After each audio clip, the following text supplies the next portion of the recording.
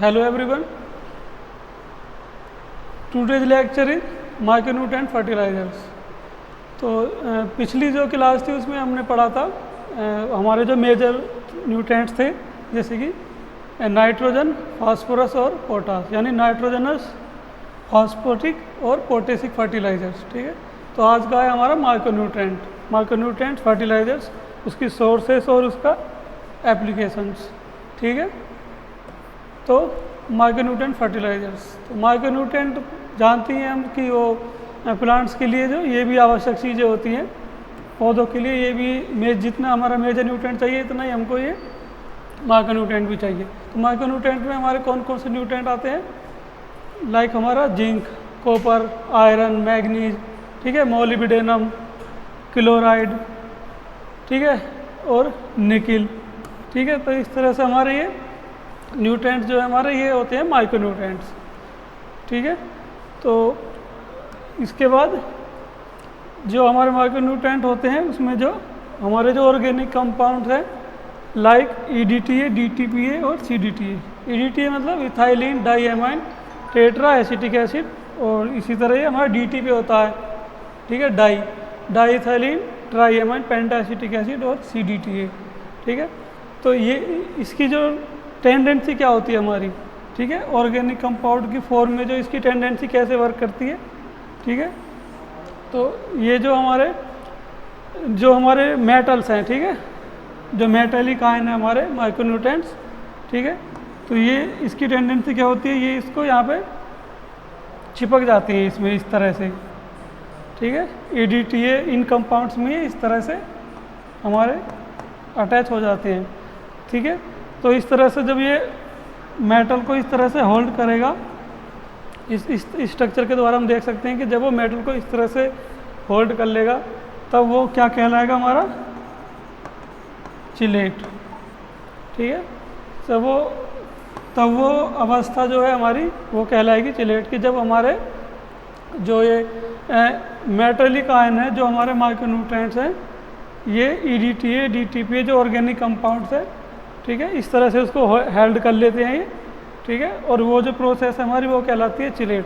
तो इसमें हम सीधा सीधा ये बोल सकते हैं कि जो हमारे प्लांट्स होते हैं, जो हमारे पौधे हैं, वो जो इन माइक्रोन्यूट्रिएंट्स को लेंगे वो चिलेट फॉर्म में लेते हैं। ठीक है, वो हमारे चिलेट फॉर्म में लेंगे, डायरेक्ट वो न्यूट्रिएंट्स को, माइक्रोन्यूट्रिएंट्स को नहीं लेंगे। ठीक है, तो ये एक जनरल चीज़ है, ये हमको याद रखनी। अगर क्वेश्चन भी आ सकता है कि जो प्लांट्स होते हैं, ठीक है, प्लांट जो होते हैं वो सॉइल में माइक्रोन्यूट्रिएंट्स को कैसे लेते हैं, किस फॉर्म में लेते हैं, किस तरह से लेते हैं, तो वो होती है हमारी चिलेट फॉर्म। ठीक है, तो वो चिलेट फॉर्म में उसको ऑब्जर्व करेंगे। ठीक है, तो माइक्रोन्यूट्रिएंट चिलेट फॉर्म में अवेलेबल होते हैं और पौधे इनको इसी रूप में ग्रहण करते हैं। तो ये चीज़ हमारी क्लियर हो चुकी है। इसके बाद हम कुछ बेसिक पॉइंट की बात करते हैं, एक जनरल चीज़ जो हमें इंडियन सॉइल्स के बारे में पता होनी चाहिए हमें। तो इंडियन सॉइल्स में क्या होता है, ये जिंक डेफिशिएंट होती है 50%। डिफिशिएंट का मतलब हमारा ये 50% जो इंडियन सॉइल है वो हमारी जिंक डेफिशिएंट होती है। तो मतलब जिंक की कमी है, जो हमारी जो देश की जो 50% सॉइल है, 50% जो मृदा है, उसमें जिंक की कमी पाई जाती है, और 25% जो हमारी सॉइल है उसमें सल्फ़र की, ठीक है, एस। तो 50% में जिंक की कमी पाई जाती है इंडियन सॉइल में, और 25% सल्फ़र की कमी पाई जाती है। तो ये दो पॉइंट भी क्वेश्चंस इस तरह से भी आ सकते हैं। ये जनरल बेसिक चीज़ हमें पता होनी चाहिए, परसेंटेज की इंडियन सॉइल में किस माइक्रोन्यूट्रिएंट की कमी पाई जाती है। तो सबसे ज़्यादा पाई जाती है वो जिंक की, और उसके बाद 25% तक जो कमी है वो सल्फ़र की पाई जाती है। ठीक है, तो और जो हमारे प्लांट्स होते हैं, ठीक है, जो हमारे पौधे हैं, उनकी जो नॉर्मल ग्रोथ है, उस ग्रोथ के लिए हमें कम से कम कितनी आवश्यकता पड़ेगी न्यूट्रिएंट्स की, मिनिमम रिक्वायरमेंट हमको कितनी चाहिए, कि कम से कम इतनी तो हमको चाहिए, वरना वो पौधे वृद्धि नहीं कर पाएंगे, पौधे नहीं उग पाएंगे। तो एक क्राइटेरिया होता है उसका भी कि मिनिमम हमको कितनी मात्रा न्यूट्रिएंट्स की चाहिए। ठीक है, तो लाइक आयरन में हमारी 0.5 से ppm। ppm मतलब हमारा पार्ट पर मिलियन, या हम इसको लिख सकते हैं कि अगर ग्राम में दिखाना चाह रहे हैं हम वैल्यू, ml में दिखाना चाह रहे हैं, जैसे कि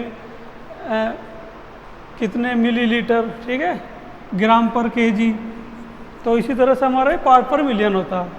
पार्ट पर मिलियन में हम इस वैल्यू को यहाँ पे लिखेंगे, समझेंगे। तो जो आयरन की जो हमें मिनिमम रिक्वायरमेंट है वो है 0.5 से 5। तो ये वैल्यू भी हमको याद होनी चाहिए, मिनिमम रिक्वायरमेंट पौधे को कितनी ज़रूरत पड़ती है। तो इसी तरह हमारा जिंक की 0.02 से 0.2 ppm, और कॉपर की 0.01 से 0.05 पार्ट पर मिलियन या ppm, ठीक है। तो ये चीज़ें भी हमको तीनों पता होने चाहिए कि मिनिमम रिक्वायरमेंट्स प्लांट्स को कितनी पड़ती है ज़रूरत इन माइक्रोन्यूट्रिएंट्स की। तो ये हमारे 3 माइक्रोन्यूट्रिएंट्स हो गए, और ये इनकी वैल्यू होगी कि कम से कम हमको कितना चाहिए प्लांट्स के लिए। तो ये भी हमको याद रखना होगा। इसके बाद हम बात करते हैं नाइट्रिफिकेशन इनहिबिटर और स्लो रिलीज फर्टिलाइज़र, ठीक है। तो ये हमारा जो नाइट्रिफिकेशन इनहिबिटर है, ये कार्य क्या करते हैं, इनका काम क्या होता है, ठीक है। तो जो हमारे नाइट्रीफाइंग बैक्टीरिया होते हैं ना, ठीक है, जो हमारे नाइट्रीफाइंग बैक्टीरिया होते हैं उनकी एक्टिविटी को ये कम कर देते हैं, डिक्रीज कर देंगे। नाइट्रीफाइंग बैक्टीरिया की एक्टिविटी को ये कम कर देंगे। तो सॉइल में जो हमारे नाइट्रीफाइंग, जो कहते हैं नाइट्रोजनस स्थिरीकरण बोलते हैं जिसको हिंदी में, नाइट्रोजन का स्थिरीकरण, तो उस प्रोसेस, ये प्रोसेस इससे इफेक्ट होगी। तो इस ये जो बैक्टीरिया हैं हमारे नाइट्रीफाइंग बैक्टीरिया, तो इसकी प्रोसेस को ये कम कर देते हैं।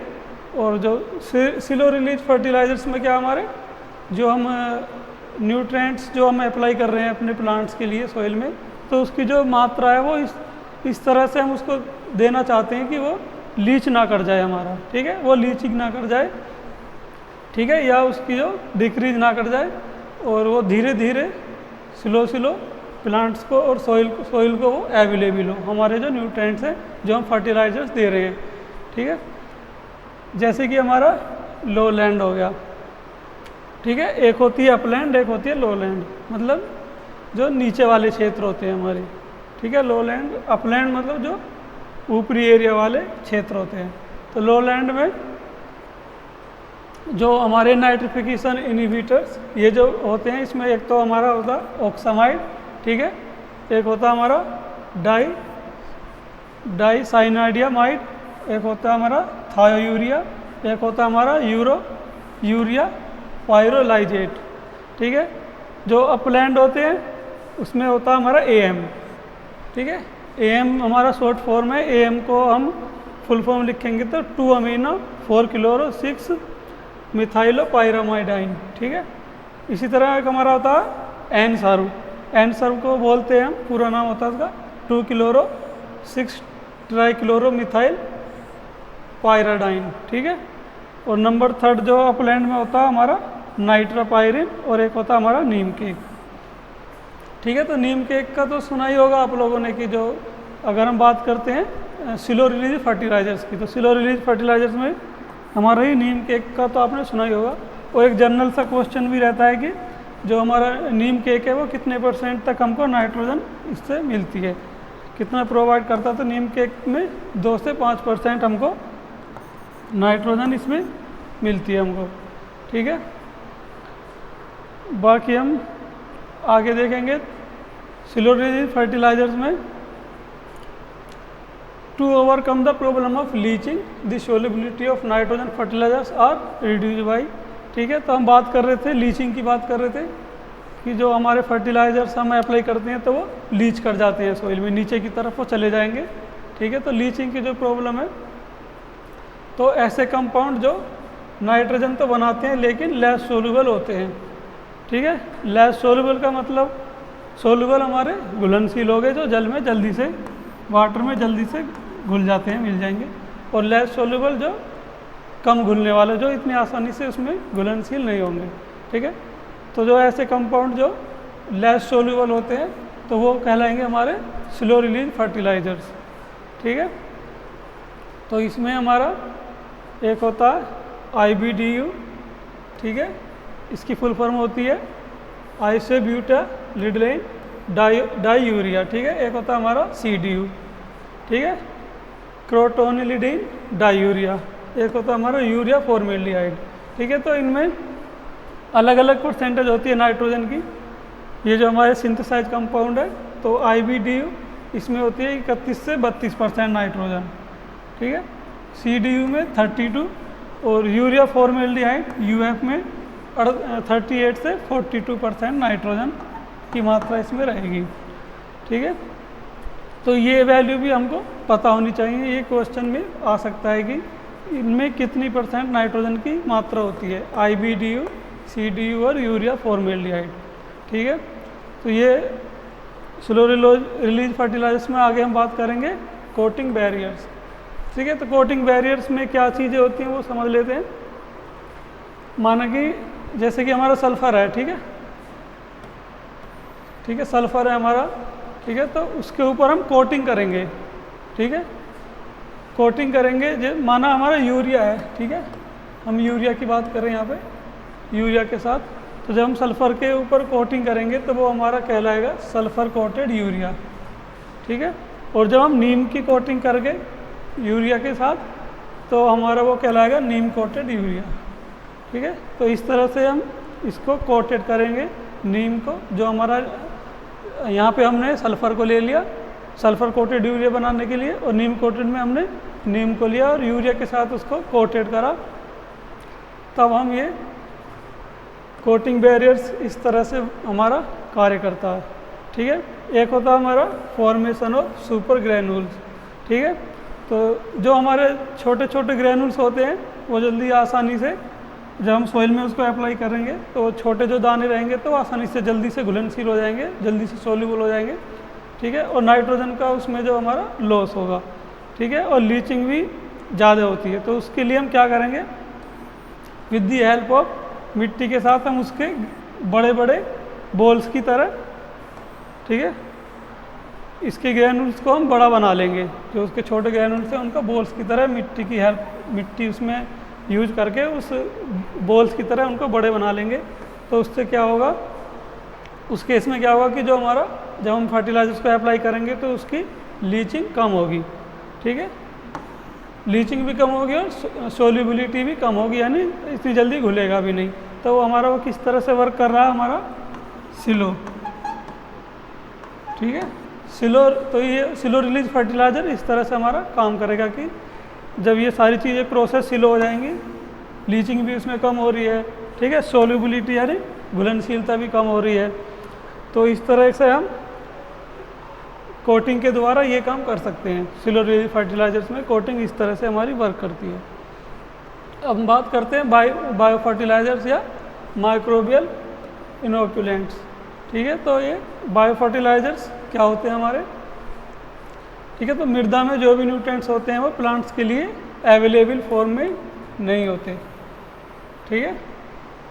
यानी कि इसका मतलब आप समझ गए होंगे कि जो न्यूट्रिएंट्स होते हैं तो वो डायरेक्ट प्लांट्स जो हमारे पौधे हैं वो डायरेक्टली उन न्यूट्रिएंट्स को नहीं लेते, अवेलेबल फॉर्म में नहीं लेंगे, ठीक है। उसके लिए कुछ हमारी एक प्रोसेस होती है, माइक्रोबियल प्रोसेस, ठीक है।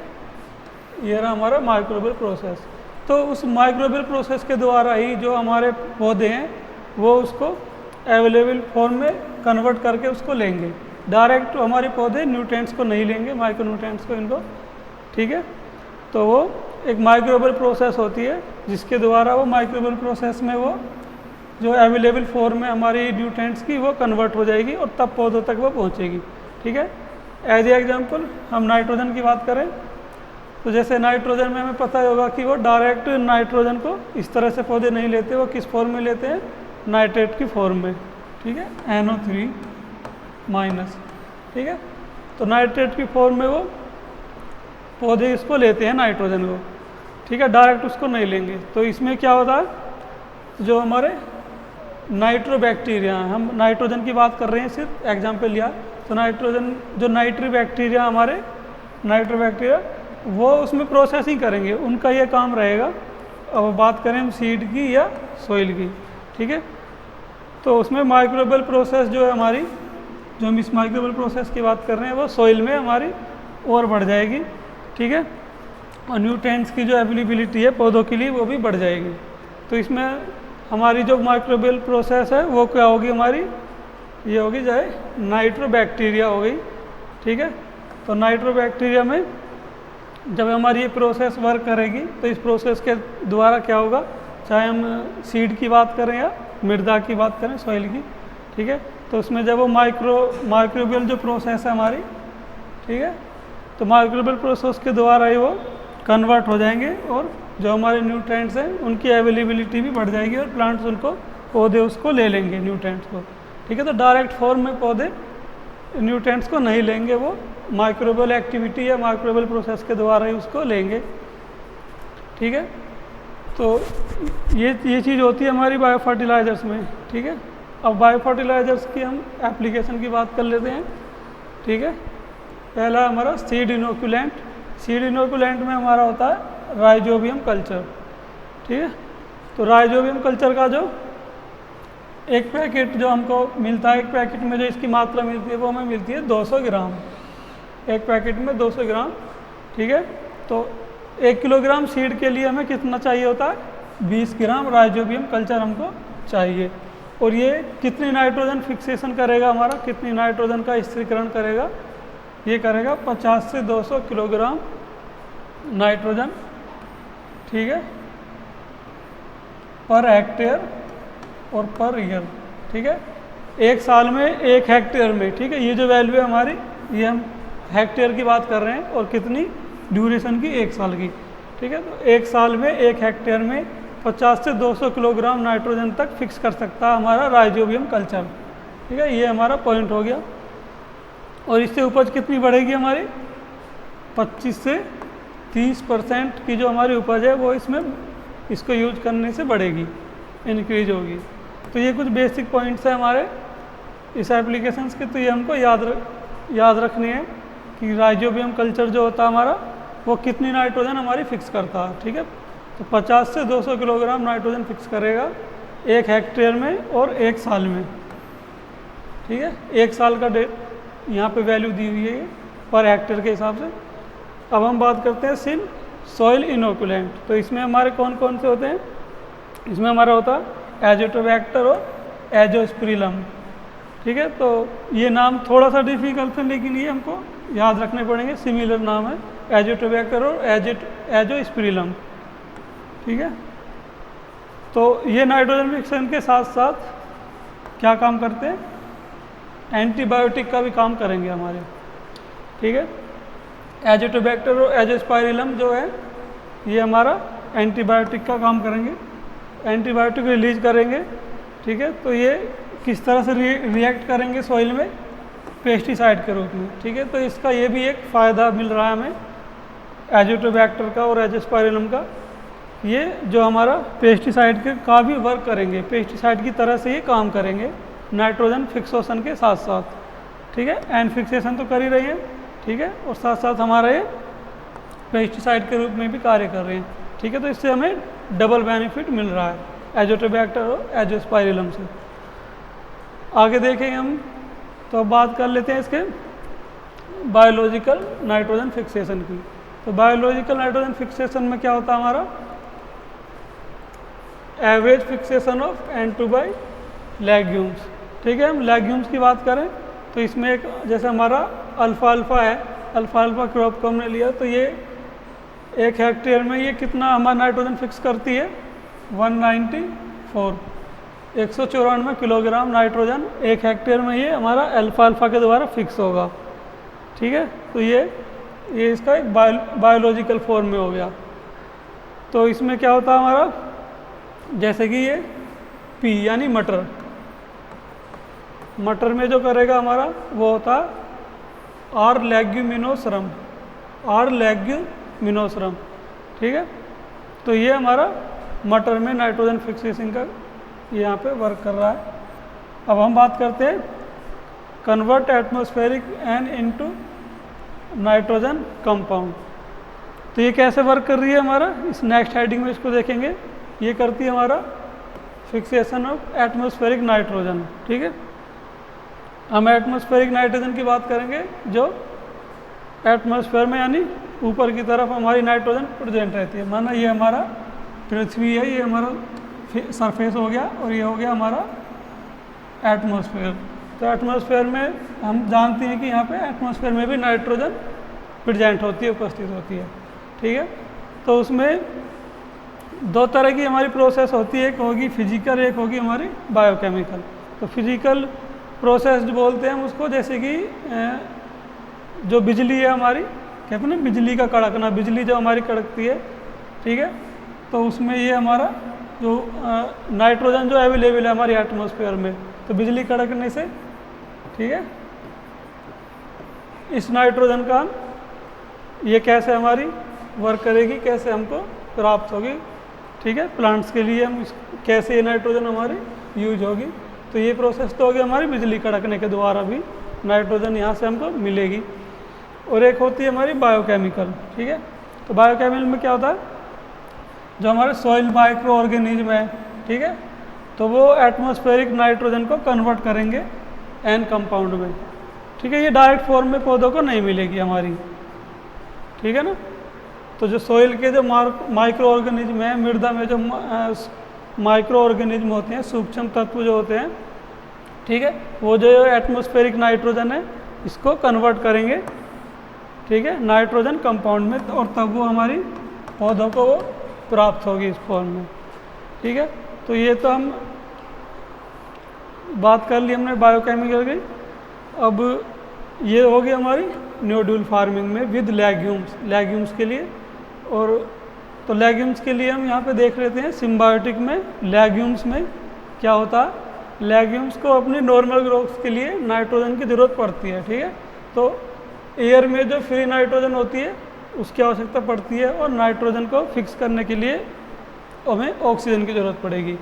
ठीक है, और उस प्रोसेस में जो हमारा काम करेगा वो होगा हमारा राइजोबियम लैग हेमोग्लोबिन। ठीक है, तो इसका भी हमें नाम याद रखना होगा, राइजोबियम लैग हीमोग्लोबिन। ठीक है, तो ये हमारी जो ऑक्सीजन है, हम अब एटमॉस्फेयर की बात कर रहे हैं, वहाँ पे जो हमारी ऑक्सीजन है उसको ये कैरी कर लेगा। ठीक है, और नाइट्रो फिक्सिंग एंजाइम जो हमारा नाइट्रोजनस है उसको ये प्रोटेक्ट करता है, किससे, ऑक्सीजन से। ठीक है, तो जो एटमॉस्फेयर है हमारा, एटमॉस्फेयर में जो हमारा ये इस तरह से प्रोसेस हमारी वर्क करती है। ठीक है, तो एक बार फिर से देख लेते हैं इसको, कैसे कैसे क्या क्या हो रहा है हमारा। जो लेग्यूम है हमारी, हम लेग्यूम की बात करें सिम्बायोटिक प्रोसेस में।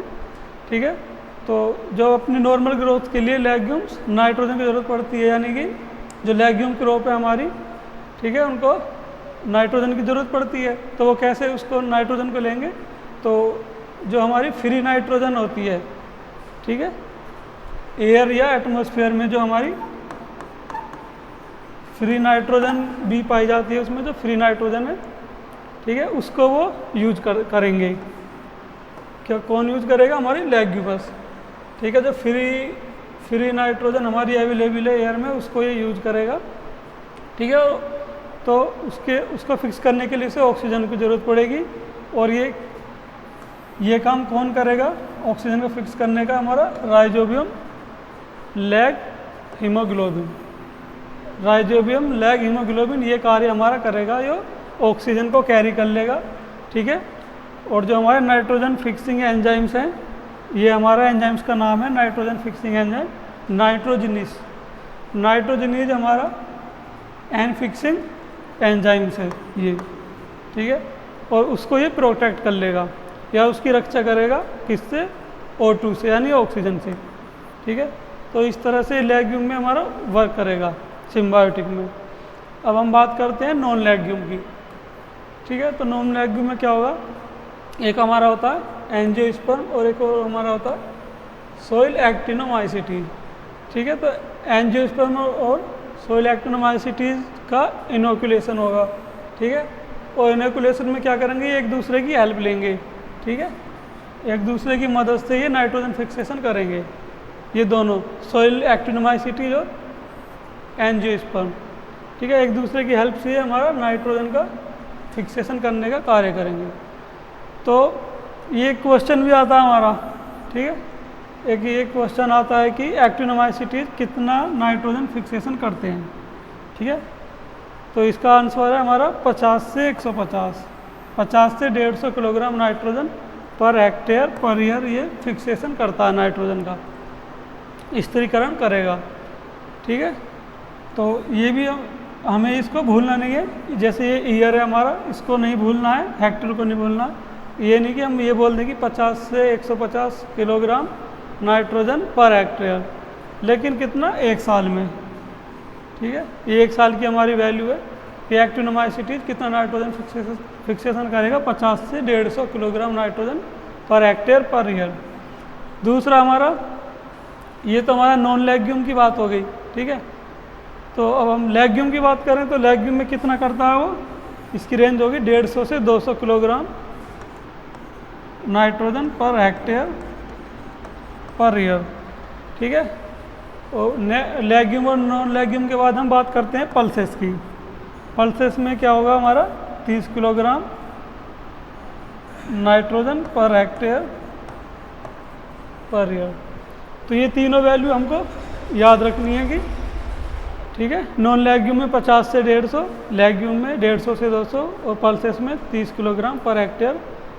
ये हम कितना क्या करता है हमारा एक्टिनोमाइसिटीज, ठीक है। एक्टिनोमाइसिटीज हमारा इतनी नाइट्रोजन फिक्स कर रहा है लेग्यूम में, पल्सेस में और नॉन लेग्यूम में, ठीक है।